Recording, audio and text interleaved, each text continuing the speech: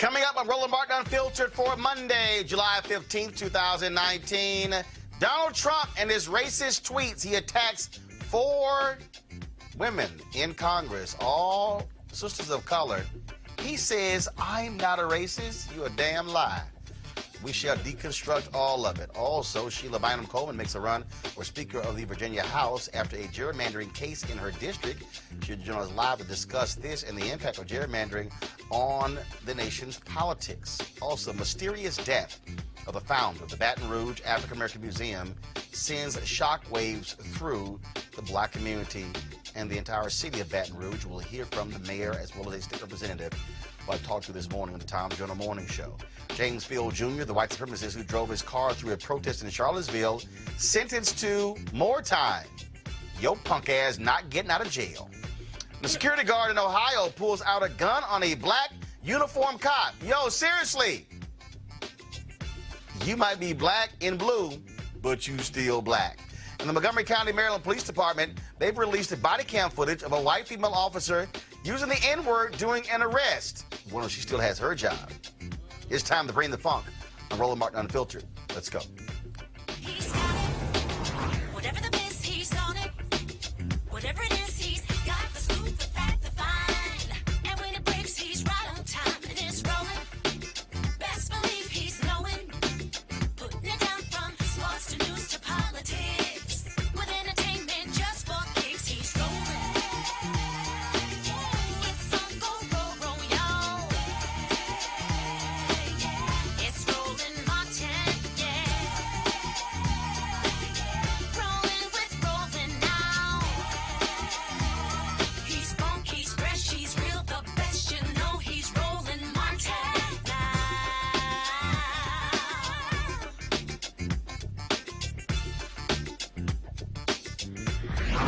Martin. All right, folks, Donald Trump doing what Donald Trump does, and that is be a white nationalist. This is what he tweeted, folks, over the weekend. Speaking about the 4 women of color who are freshmen in the United States Congress, he had some things to say about them that ticked off a whole lot of people. First, he said, so interesting to see progressive Democratic congresswomen who originally came from countries whose governments are a complete and total catastrophe, the worst, most corrupt, and inept anywhere in the world, if they even have a functioning government at all. Now loudly, next, and viciously telling the people of the United States, the greatest and most powerful nation on earth, how our government is to be run. Why don't they go back and help fix the totally broken and crime-infested places from which they came? Then come back and show us how it's done. These places need your help badly. You can't leave fast enough. I'm sure that Nancy Pelosi would be very happy to quickly work out free travel arrangements. Now, let's just be clear, show you how much of a dumbass Donald Trump is. 3 of the 4 women he's talking about, they're from here. Like, when I say from here, like from here, as in raised here, as in born here. So if they're going to go back to a country, they are already in the country they can go back to. Now, of course, he was immediately lit up by folks on social media, Democrats as well, but it was quite interesting. The length of silence that existed from Republicans. It was as if they were in such shock and awe that they did not know how to tweet or appear on Sunday shows or respond to the racist and bigoted tweets. Now, after they got their ass lit up this morning, all of a sudden, they discovered their conscience. And so, Will Hurd, Texas, the only Republican in the House. This is him on CNN. The tweets are racist and xenophobic.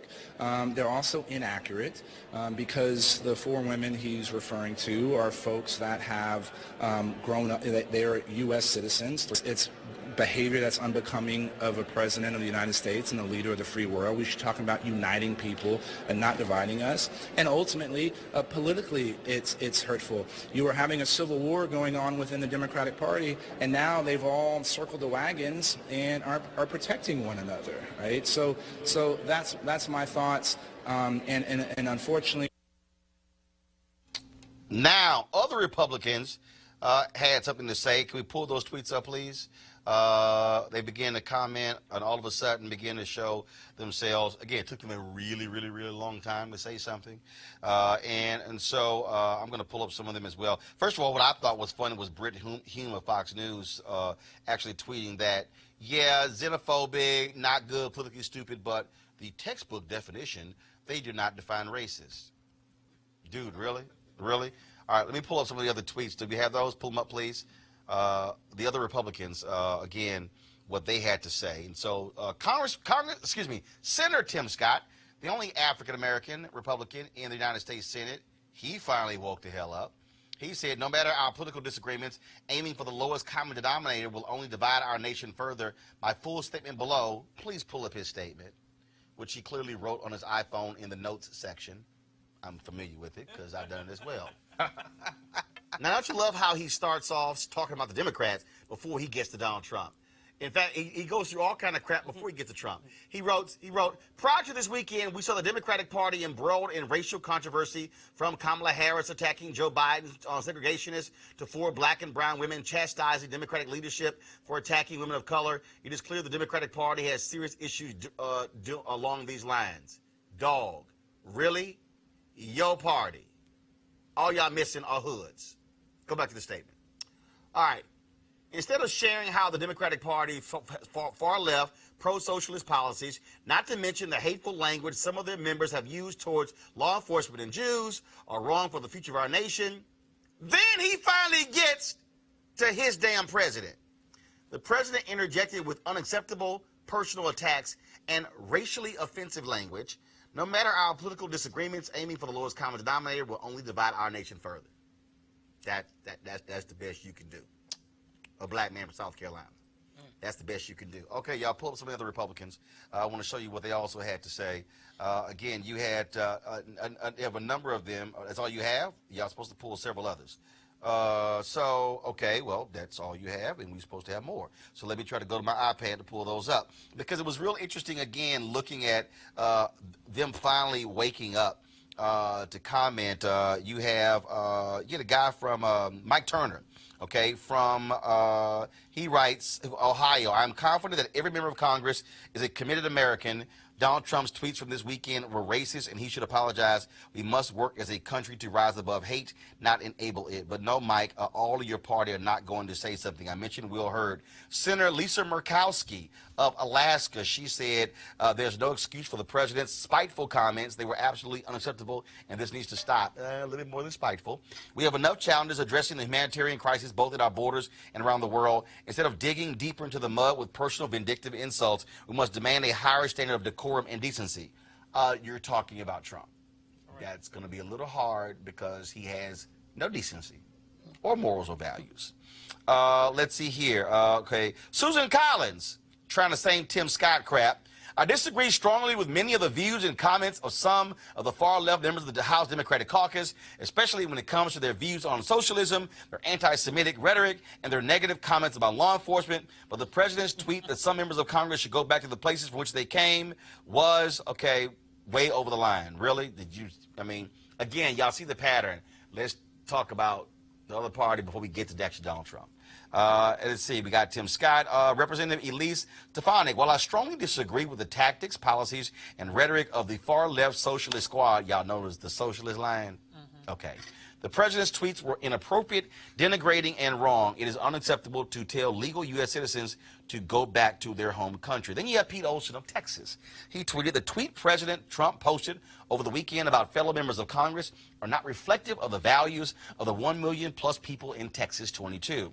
We are proud to be the most diverse congressional district in America. I urge our president immediately to disavow his comments. Did not want to call them racist, as you see. Fred Upton, frankly, I'm appalled by the president's tweets. There's no excuse. Inflammatory rhetoric from both sides. Here we go with that both sides. Bullshit again. Both sides of the aisle that is used to divide us just isn't right. It's not helpful. We have too many challenges facing us that we ought to be working on together. Immigration, the debt ceiling, the border crisis. The president's tweets were flat out wrong and uncalled for, and I would encourage my colleagues from both parties to stop talking so much and start governing more. Then you have Pat Toomey of Pennsylvania. President Trump was wrong to suggest that 4 left-wing congresswomen should go back to where they came from. 3 of the 4 were born in America, and the citizenship of all 4 is as valid as mine. I couldn't disagree more with these congresswomen's views on immigration, socialism, national security, and virtually every policy issue, but they are entitled to their opinions, however misguided they may be. We should defeat their ideas on the merits, not on the basis of their ancestry. Okay, all right. And let's see here. Anybody else? Mitt Romney.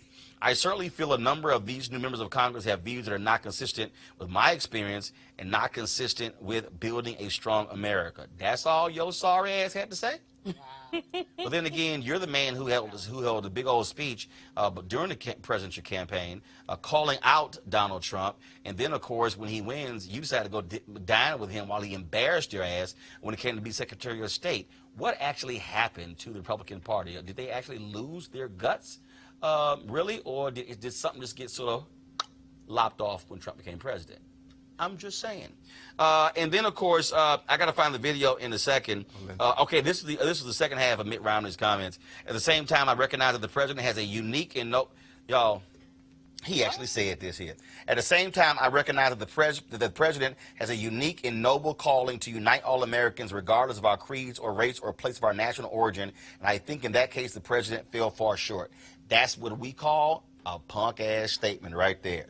And then we have Chip Roy. POTUS was wrong to say any American citizen, whether in Congress or not, has any home besides the U.S., but I just as strongly believe non-citizens who abuse our immigration laws, whatever. I don't want to hear that. Okay, and so that's what you have going on there. So finally, they are waking up and actually saying something. I'm gonna try to find this comment from Lindsey Graham. He was actually asked about this on Fox and Friends, and what he chose to do is really punk out and basically call them communists. That's literally what he did. That was his response to the very issue. Again, you now understand sort of the mindset, which is one of the reasons why he should be defeated. So I think, check this out. Go to my iPad. We all know that AOC and this crowd are a bunch of communists. They hate Israel. They hate our own country. They're calling the guards along our border, the Border Patrol agents, concentration camp guards. They accuse people who support Israel of doing it for the Benjamins. They're anti-Semitic. They're anti-America. Don't get down. Aim higher. We don't need to know anything about them personally. Talk about their policy. We all know. Literally, that was his answer to that. What they showed you is that Senator Lindsey Graham was a fraud and a fake the whole time Senator John McCain was alive, because he was simply cowering behind McCain, trying to draft off of him. Now that Senator McCain is dead, you thought that Senator Graham would step up and be a man and actually have some leadership. But instead, what he's chosen to do is kiss Donald Trump's ass. He played golf with him yesterday with Senator Rand Paul because he doesn't have any guts to say what is right. Now, Newt Gingrich, always give it up to him, because you know what he did? He went on Fox and Friends and said that Donald Trump's comments are politically good for him. That's really what this whole thing boils down to. So let me unpack or deconstruct really what this whole thing is all about. Donald Trump, folks, is speaking to the white fear of a changing America. Ocasio-Cortez, Ayanna Pressley, Rashida Tlaib, and Ilhan Omar, they represent the future makeup of America. And his base hates that. By 2043, America's going to be a nation majority of people of color. Trust me, don't think for a second he's not fully aware of what buttons he's pushing. And you may say, really, Roland, white fear? Yeah. Ask John Avalon on CNN. He and I were talking one day before we went on the air one day, and we were off to the side, and I said, John, we are about, this was the election of Obama after he's inaugurated. I said, we are now looking at the beginning of what I call white minority resistance. That is, even though whites comprise a majority in America, they are operating as if they are in a minority because of what we're going to see in 24 years. As I said, I've been saying this for consistently since 2009. Said on CNN, said it on TV One, said it on the Tom Joyner Morning Show, on MSNBC, ABC. I would say it on Fox News, but they won't call a brother like me, likely because they know exactly how I roll. And frankly, it's time for white journalists and white media executives to wake up. Now, what white media journalists and media executives need to do is take off their blinders about Donald Trump and race. In fact, if you look at the New York Times, they won't even call his comments racist. They literally are afraid to even say the word. Now, let's go back to when he launched his campaign. How did he start? Rapist from Mexico. Shithole countries, Haiti, Africa. refusing to apologize to the Central Park Five. Yeah. And see, here's what he does. He touts the First Step Act to say, I like black people. The reality is, Donald Trump has a white nationalist view. Remember last week, Meghan McCain on The View? She said Donald Trump supporters hate what he hates. Well, guess what? He gives them permission to unleash their inner hatred. And folks, this is no different. And media is complicit for not speaking the truth on this. I keep telling you, by 2043, America is going to be a nation majority people of color. Majority Hispanic, Black, Asian, Native American, and other. Whites will be 47% of the country, minorities 53% of the country. Don't get it twisted, folks. This is what is driving the conversation. When you hear white economic anxiety, nah, first of all, the white family has median income higher than any other group. If there's anybody who should be economically anxious, are broke-ass people. Black people, Latinos, others. But see, this white fear is driving the GOP's policies, and Donald Trump knows it. Now, does this mean all white Americans have white fear? Nope. But the fear is of changing values, direction, and priorities. Let me put a pin in that. Because, see, again, I need you to understand what I am saying. America has been led, governed, and shaped through a white prism. Rights weren't given to blacks and others. We had to fight and petition for them. If you're white, you're born with all your rights. You haven't had to have laws changed. If America saw black folks and others as true Americans, there would be no need for the 13th, 14th, and 15th Amendments, also known as the Reconstruction Amendments. There'd be no need for the 1866, the 1871, the 1875, the 1957, the 1960, 1964, 1968, 1991 Civil Rights Acts. Take a walk through American history, folks.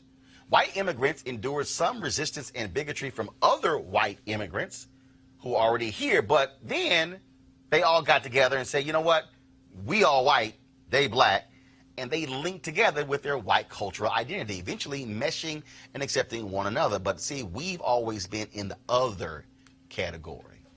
Now again, unpacking this, what Donald Trump is doing is giving voice to what was pushed out of public voice into the deep recesses of the home and minds. Remember Robert E. Lee, after the Civil War, told his troops to furl the rebel flag.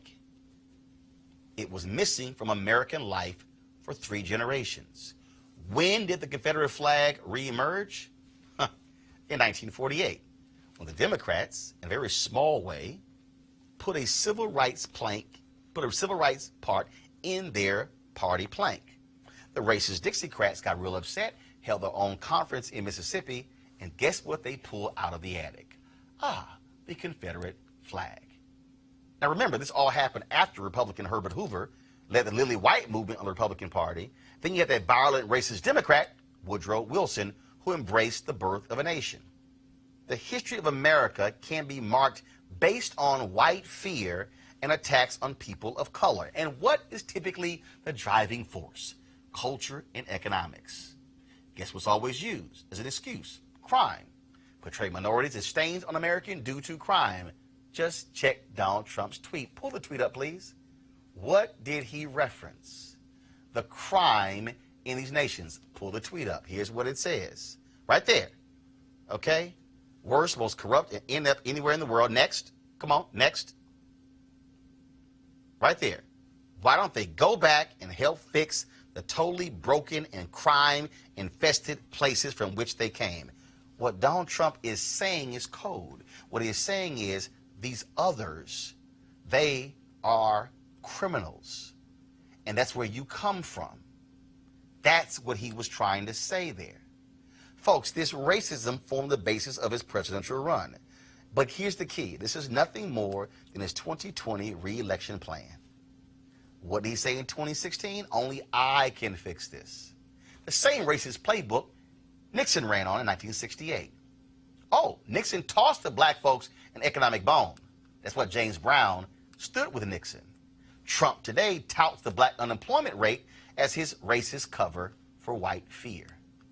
Folks, as we stand here to fully explain Donald Trump's worldview and playing to white fear, I think of this scene. How many of y'all remember the movie The Good Shepherd, starring Matt Damon, Joe Pesci? In The Good Shepherd, Matt Damon plays an early CIA officer, and he seeks the help from Italian mobster Joe Pesci. Now, they don't like each other, but they need each other because they have a common enemy.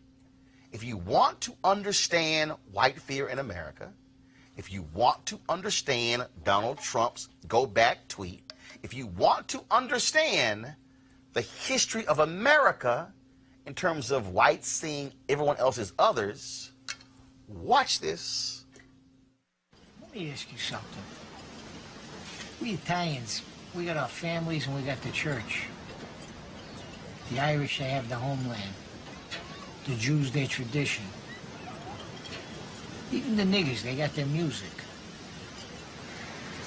What about you people, Mr. Carlson? What do you have? The United States of America. The rest of you are just visiting. That 29-second scene explains white America and the rest of us. And the fear is that we're no longer just visiting. Folks, it's time white journalists woke up the hell up, because trust me, this ain't going away. This is going to survive Trump. This is going to continue far past 2043. And folks need to understand exactly what is going on in this nation. Let's go to our panel right now. Dr. Avis Jones-DeWeaver, political analyst, leadership strategist. Also, Dr. Julianne Malvolo, economist, president emerita at Bennett College, as well as Eugene Craig, CEO, Eugene Craig Organization. Eugene, you're Republican, your party, filled with a bunch of cowards, absolutely afraid to question this man. They had to be forced to do so after about 24 or so hours because they literally had no choice because it was clearly racist. Before I would go there was even a news conference today where a crazy man literally said, "I'm not racist. Not I. How dare you?" I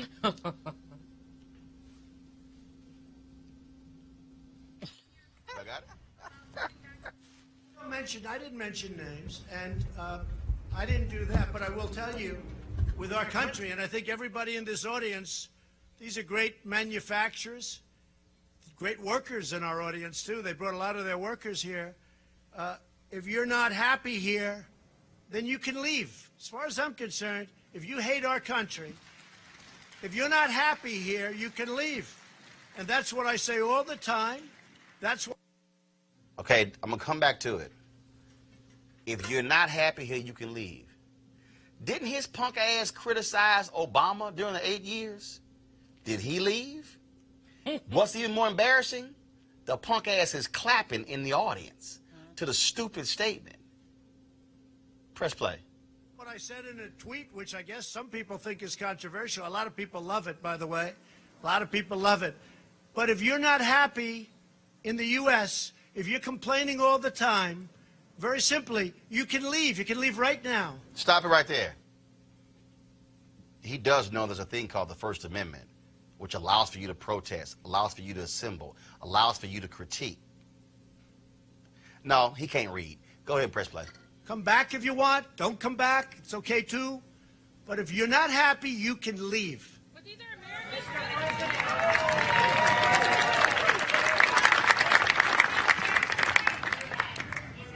Well, that's just a very racist statement, somebody that would say that. So Speaker Pelosi said, "Make America white again."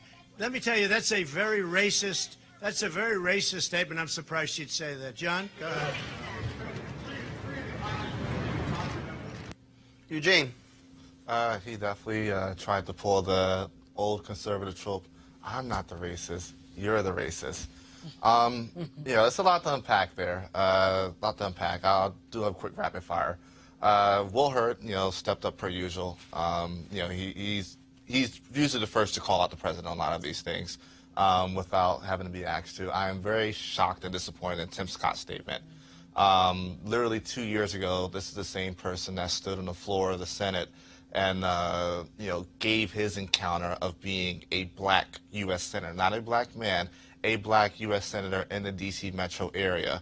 And for him to equivocate criticism of law enforcement to the president coming in and giving very blatant racist statements, it's beyond disappointing.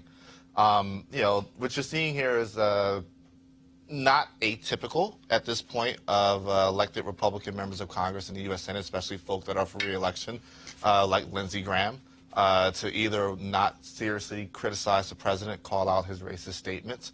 But what I think is also more damaging and damning is to try to equivocate socialism or try to call, the squad anti-Semitic because they disagree with the racist Netanyahu administration in Israel. They're not saying they hate Jews or hate the Israeli people, but it's not anti-American, it's not anti-Semitic to criticize Israel. The state of Israel, the government of Israel. Julian, not one white conservative evangelical has said a word. No shock. If you go back and read or watch our reading of Frederick Douglass' July 4th speech, the biggest criticism he had in there was for the white church. Yes. You go back and read that, and then you can see present day. Trust me, they're both associated. Go ahead. And read the letter from the Birmingham jail, in which Dr. King also called out the church, the so-called Christians who are not Christian. I want to, Roland, go back to 1918, to the lynching of Mary Turner. Mary Turner was a black woman whose husband was lynched, and she said that she was going to hold people accountable.